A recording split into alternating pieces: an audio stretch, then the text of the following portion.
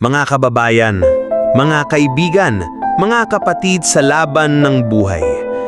Alam nating lahat, hindi madali ang mabuhay. Araw-araw ay parang digmaan. Minsan, kulang ang pera. Minsan, nawawalan tayo ng tiwala sa sarili. Minsan, parang walang nakakaintindi. At minsan pa, gusto na lang nating sumuko. Pero tandaan niyo ito, ang tunay na matatag ay hindi yung hindi kailanman natumba, kundi yung paulit-ulit na bumabangon kahit ilang beses nang nadapa. Lahat tayo may pinagdadaanan. Lahat tayo may kwento.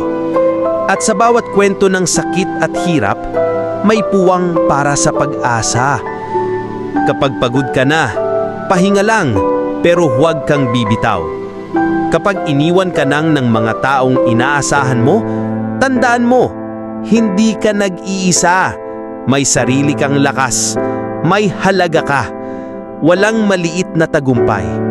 Ang pagbangon sa kama ngayong umaga, tagumpay yan.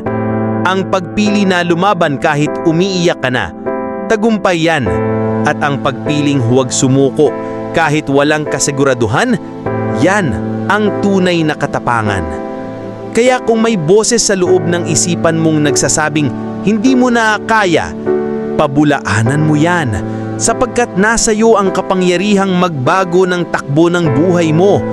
Hakbang lang ng hakbang, dasal, tiwala, laban. Dahil sa dulo ng bawat unos, may liwanag.